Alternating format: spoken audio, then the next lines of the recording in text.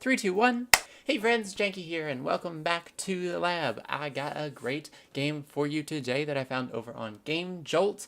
Tiny Robot Justice Squad, which is attractive just by the name of it, because that is a delightful name.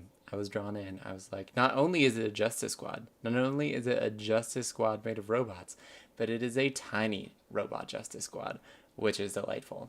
This was developed by Mind Relay. Let me tell you a bit about the game. Tiny Robot Justice Squad is inspired by Contra, Smash TV, Bubble Bobble, and Risk of Rain, but with rocket launchers, disc guns, laser beam, drones, and tons of other weapons, superpower sidekicks that trash talk, and power-ups to play around with as you battle waves of suitably deadly enemies, lovingly crafted to explode in satisfying ways. Tiny Robot Justice Squad is heavily under development, but regular alpha build demos are made available for you to play, so you can give the game a spin right now. It is available on Windows. There are experimental builds for Mac OS X and Linux, but remember that since this is in active development, bugs, glitches, errors, and problems may still occur, so look out. Player feedback is appreciated. So, I, of course, will be going easy on this game when it does come time to get around to the Janky's experimental scale, but I have to say, from what I played, this game plays pretty awesome for an alpha, so I'm really excited to share it with you. Of course, before we get started, let's pull out that experimental bias board so I can tell you a bit about the biases that I have toward this game going in. First of all, I did get this game for free, but anyone can because it's a free download over on Game Jolt. As I just mentioned, it is an alpha, it is early access, which means that this is not the finished product, so of course always be wary of that whenever we go into a game, especially whenever I do reviews like this. I do want to acknowledge the fact that this is an alpha demo, so it's not like I'm going to review it hardcore because this is early development in the game.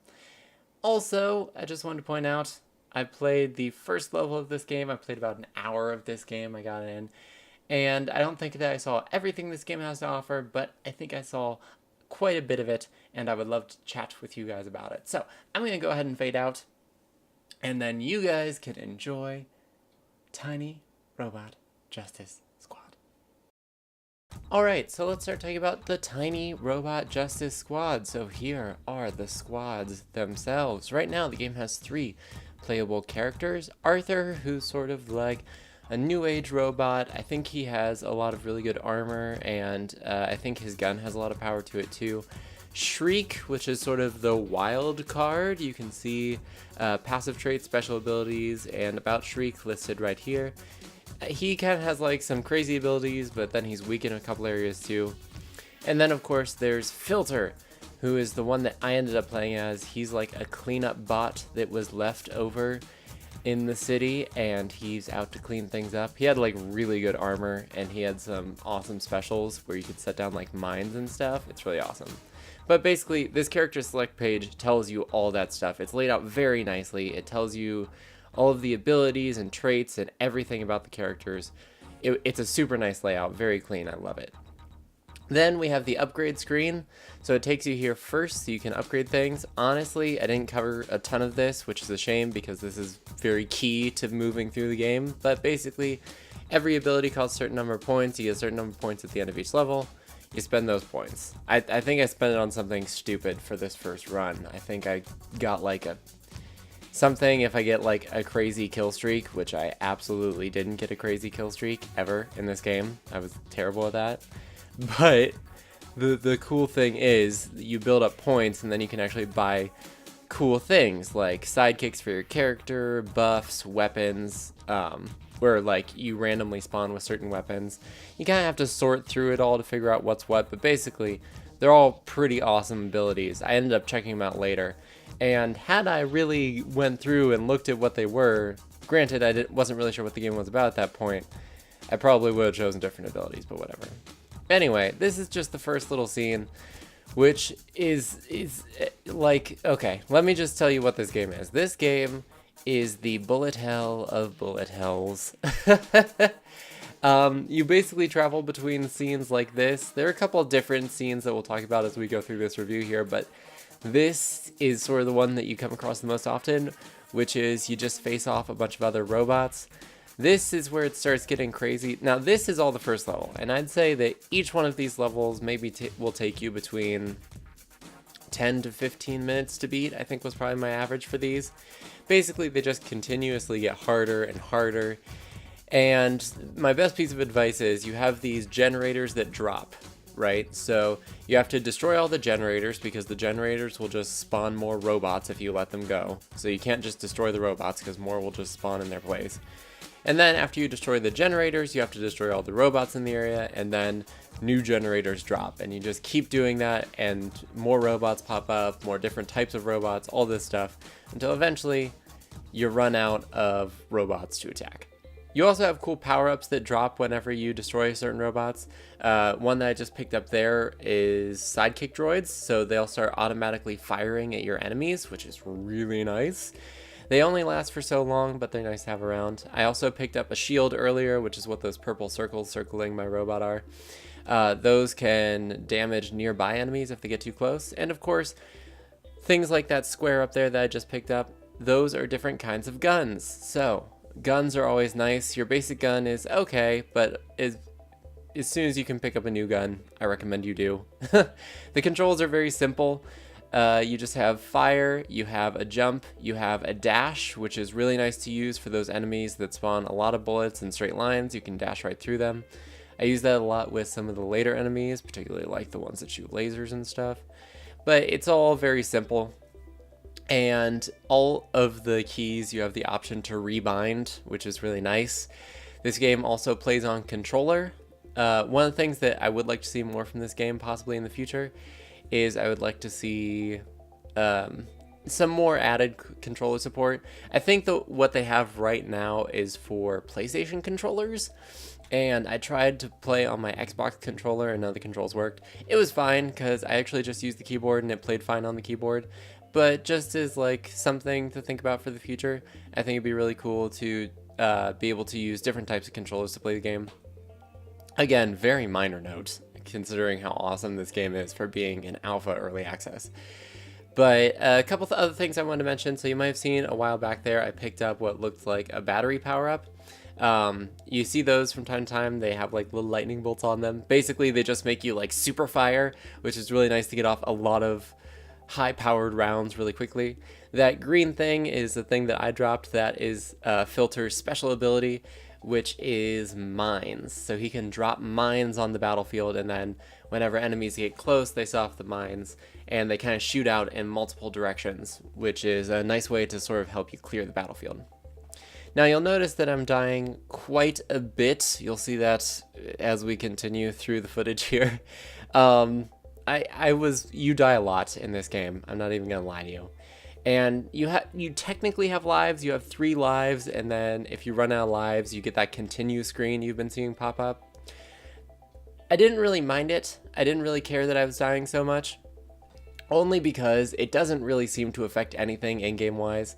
The only thing that it affects is the blue bar right underneath the green health bar in the upper left there. Basically, that blue bar just represents energy, which lets you lay down your special attacks like the mines, and you lose that every time you die.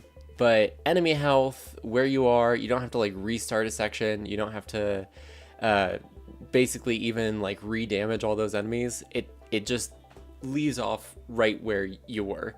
So really there's no downside to dying in this game other than you lose energy. As long as it stays like that, I don't really mind however many times I die in this game. It's still fun either way. This I want to talk about real quick. This is an example of another thing you come across, which is a boss fight. You come across 2 of them in the first level, maybe kind of 3. There's like a sort of mini boss kind of thing going on once. The nice thing about the boss fights is that for the most part they follow patterns. So instead of being in a bullet hell situation where you're just trying to dodge around a whole bunch of bullets and deal with that, you actually have patterns that you can learn and use that to defeat the bosses. Another cool thing is that in between the areas, so like I said, it's not just all bullet hells and bosses, there are in-between areas. And the in-between areas are these cool platforming areas where you can collect different things, you can meet people like that guy I just met. He's a human lab tech who was left on Earth. I think he can help you with upgrades. I wasn't really sure what his deal was, but you just find different things in this world. The thing that I'm doing right now is I'm destroying these things. They're called city rippers. So those things, and also those yellow mines that you see down below me, those were like an extra achievement in the game. I don't know if you got more skill points for destroying them all or what, but basically every time you destroyed one, it was like, ah, yes, you've destroyed this many of this many. Good for you. And then if you destroyed them all, I think you got some sort of like bonus at the end of the level, which was cool. This is just another example of bullet hell. Basically, I've put together the footage of like the last level of all of these bullet hells because that's when you had the most ridiculous bullets to face off against. And there's one more thing that I really wanted to show you guys, which is this awesome accessibility options menu. So I just wanted to show this off because anytime there's an accessibility options in a game, I just absolutely love seeing that because that's just the developer saying, I want as many people to be able to experience my game as possible. So they had colorblind options, audio-visual options, all sorts of amazing things that I just absolutely love seeing in these games. The one thing that I do want to mention also real quick is that I don't know if this game has music to it. Maybe it just wasn't playing on my computer. The music that's playing right now doesn't actually come with the game. That's just like extra music I add later. Maybe it just wasn't working on my computer, I don't know. But that's pretty much all I have to say about this game. I know that I've left a lot out because there is a lot more to this game that I just didn't feel like I looked at enough to really be able to give you guys an informed opinion about. But I have to say, for an alpha, this game is awesome. It's an absolute blast. There's the one playable level, which is the one that I'm playing right now, and you can just play it over and over, get skill points, level up, get those skills. It's just so much fun, and I highly recommend you try it. So, before we close out, let's wheel out that Janky's experimental scale. Let me tell you guys what I think. So, as you guys remember, there are 5 possible options: smashing success, promising results, more trials needed, revisions required, and acid kid. I have to say, I had so much fun with this game. I think that for an alpha, like I said, this is an amazing start.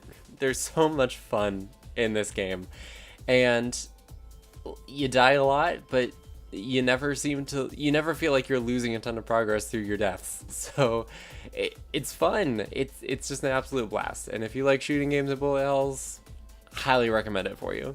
So I'm going to give this game a smashing success. I hope you guys agree, but if you don't, of course, feel free to leave it down in the comments below. But for now, I'm going to consider this experiment concluded. So, I hope you guys enjoyed yet another episode of Janky's Lab. If you did, you can totally leave those likes down below, comments, positive or negative. Please feel free to leave those below as well. But more than anything, I hope you have a lovely day, evening, or whenever you happen to be watching. Thank you so much for watching, and until the next time, this is Janky Shenanigans, signing out.